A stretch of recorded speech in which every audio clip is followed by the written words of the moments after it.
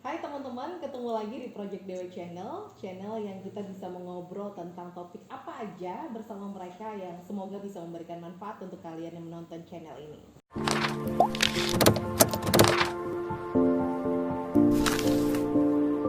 Sebelum kita ngobrol dengan tamu kita hari ini, mohon untuk di-subscribe Project Dewa Channel ini dan jangan lupa untuk bunyikan loncengnya, klik like and share, dan yang pasti juga semoga hari ini obrolan kita akan memberikan manfaat untuk kalian ya. Di antara kalian yang hari ini menonton channel ini, mungkin ada yang sedang mempersiapkan pernikahan. Dan persiapan pernikahan itu kadang-kadang bikin pusing, sakit kepala, bahkan bikin kalian stres banget. Nah, edisi kali ini mungkin pas untuk kalian yang sedang mempersiapkan pernikahan kalian. Karena bintang tamu kita hari ini adalah seseorang yang pernah memakai jasa kami sebagai wedding planner di acara pernikahannya dia. Dan di antara sekian klien kami, dia adalah klien yang paling detail menyiapkan acara pernikahannya. Kita langsung aja ketemu dengan bintang tamu kita, Risa Ristiara. Ini dia. Ini adalah desainer muda berpakatnya Samarinda. Ya. Apa kabar Risa? Baik, alhamdulillah. Alhamdulillah.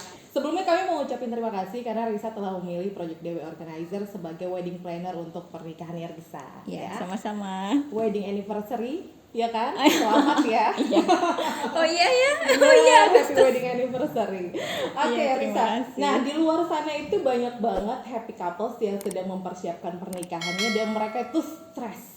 Ya, wajar sih. Hari ini kita undang Risa sebagai tamunya kita karena dari sekian banyak kliennya Project Dewa, Risa adalah yang paling detail mempersiapkan acara pernikahan Risa waktu itu. Alhamdulillah. Nah, mungkin Risa bisa berbagi dengan happy couples yang sedang mempersiapkan pernikahan, bagaimana Risa mempersiapkan acara pernikahan Risa pada saat itu. Dimulai dari mana? Oke, pertama-tama Assalamualaikum warahmatullahi wabarakatuh. Hai semuanya. Saya Risa Ristiara. Pada waktu tahun lalu, Agustus tahun lalu, saya menggunakan wedding planner Project DW Organizer. Itu mulai dari acara seserahan sampai ke resepsi. Acara saya banyak sih. Itu dari berapa bulan ya jedanya? Sebulanan kali ya. Gitu. Nah, yang harus dipersiapkan dulu pertama-tama itu adalah kalau yang jauh-jauh ya, kita ngomong dari yang Hamin jauh hari dulu. Dari pertama kali memutuskan menikah. Tapi sebenarnya ini sebelum memutuskan menikah, Mbak, Oh ya, persiapannya. jadi persiapannya udah Apa jauh-jauh ya? hari banget. Apa nih? Apa yuk? List undangan. Itu disiapkan semenjak kita tuh udah tahu kita bakal menikah kan. Oke. Jadi setiap kita ketemu orang, kita ketemu rekan kerja, kita ketemu teman, itu setiap ketemu langsung catat di handphone. Oh, nyatet di handphone. Iya, jadi itu list undangan perlu. Meskipun di masa pandemi sekarang itu juga sedikit ya tamu undangannya, tapi itu penting menurut saya karena dari situ kan kita tahu prioritas yang diundang yang mana. Ya kan, kalau memang perlu undang atau enggak gitu kan. Nah, itu yang jauh-jauh hari sebelum memutuskan menikah sebenarnya. Malah list undangan yang duluan ya, jadi dicicil ketemu orang satu diketik. Iya, karena dari pengalaman keluarga, teman dan lain-lain itu cukup membuat riweh. Itu kan banyak ya, apalagi kalau misalnya memutuskan untuk mengundang orang banyak. Itu kalau misalnya Hamin 3 bulan, sebulan apalagi baru disiapin, rasanya pasti ada yang kelewat. Dan kalau kelewat, kalau misalnya itu penting kan rasa nggak enaknya yang nggak bisa terbayarkan kan, Mbak. Betul. Nggak enaknya untuk nggak ngundang gitu, meskipun nggak undangan fisik tapi undangan WA kan juga nggak apa-apa gitu kan. Betul. Nah itu yang disiapkan jauh-jauh hari. Setelah memutuskan menikah, itu yang paling penting kedua adalah konsep acara.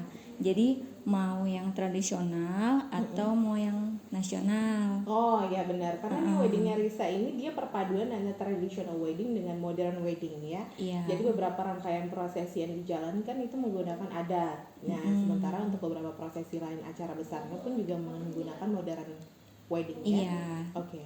Jadi kalau memang udah memutuskan dari awal mau tradisional yang benar-benar banget atau tradisional ala-ala, ada juga kan hanya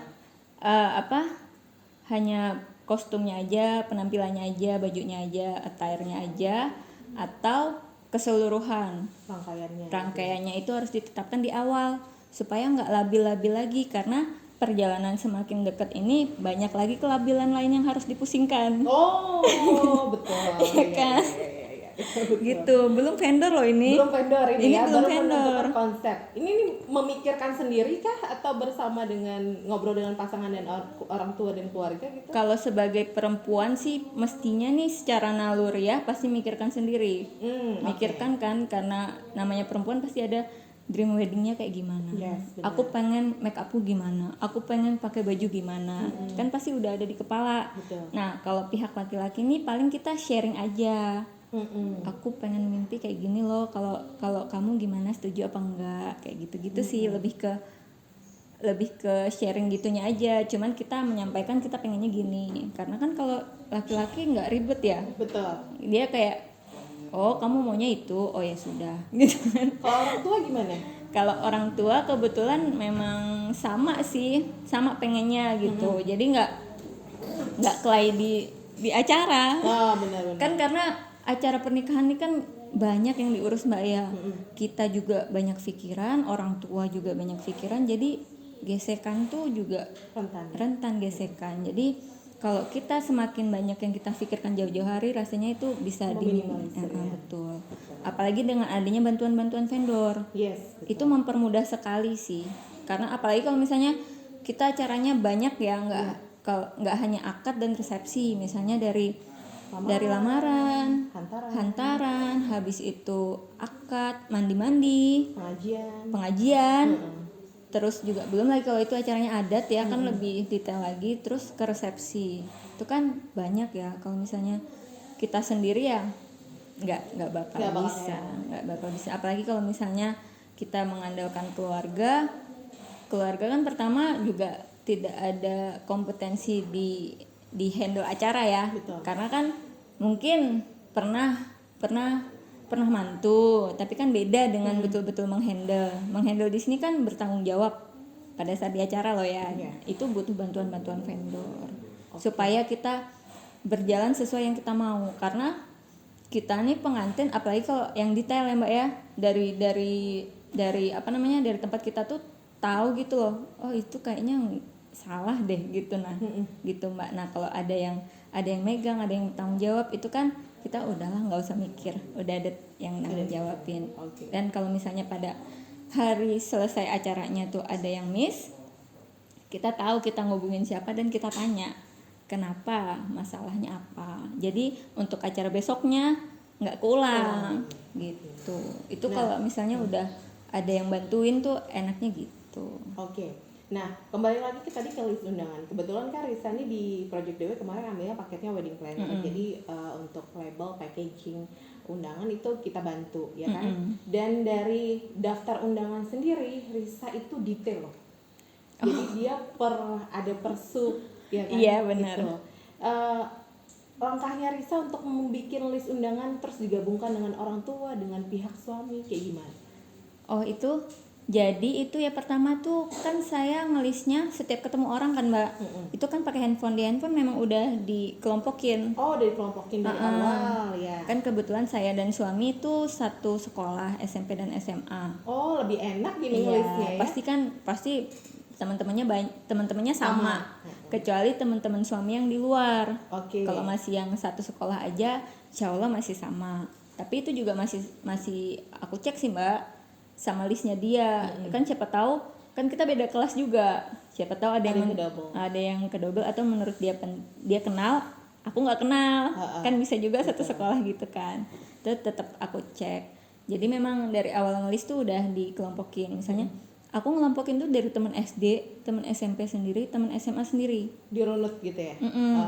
Sama keluarga, sahabat, terus rekan kerja yang di mana, terus customer jahit itu beda-beda sendiri kan. Sama rekan-rekan dinas, misalnya seperti BLKI, dinas tenaga kerja yang bekerja sama gitu kan, itu kan penting juga untuk diundang.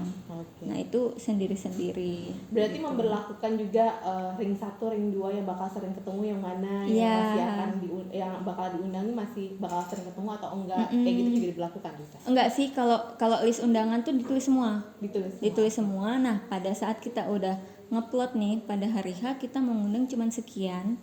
Nah di situ kita bergunanya si list tadi, baru kita sortir. Karena apa? Karena kalau kita mikirkan di sini nggak kita tuang-tuangkan, nanti pasti kelupa Mbak. Oh iya. Pasti lupa.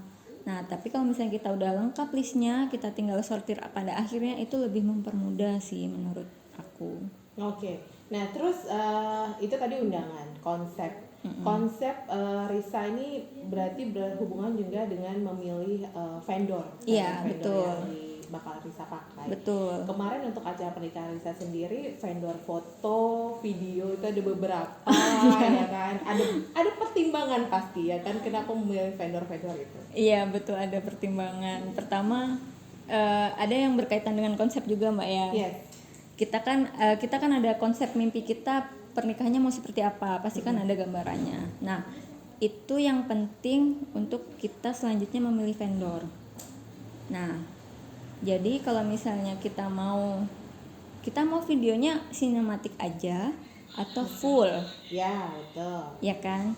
Nah sedangkan vendor juga ada plus dan minusnya. Ada yang jam terbangnya tinggi di misalnya dokumentasi, ada yang memang dari awal seleranya bagus di sinematik begitu. Itu sih salah satu memang yang jadi menentukan akhirnya videografer ambil 2.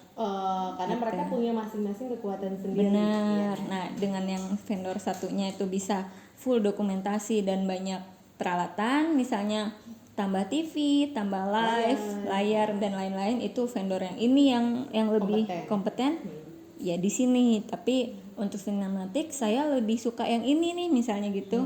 Ya ditimbang-timbang itu juga gitu. Nanti tinggal negonya aja gimana. Oke. Gitu. Terus yang untuk vendor-vendor lainnya, pemilihan vendor yang lainnya? Vendor yang lainnya juga. Nah itu juga kita udah milih konsep acara kita udah nentukan ya. Acara kita mau ini detail. Misalnya tidak hanya akad dan resepsi. Apalagi kita maunya dari lamaran, hantaran, pengajian, siraman, akad, resepsi. Berapa hari itu kan? Nah itu menurut saya nih yang paling krusial tuh WO. Harus ada WO Mbak. Karena itu yang benar-benar pada hari H itu benar-benar bantu kita. Dan WO juga bekerja sama dengan keluarga sebenarnya. Karena kan ada keputusan-keputusan yang hanya bisa keluarga yang ambil. Misalnya terkait dengan makanan. Apakah misalnya pada saat acara misalnya kurang, yang bisa ngambil keputusan kan keluarga.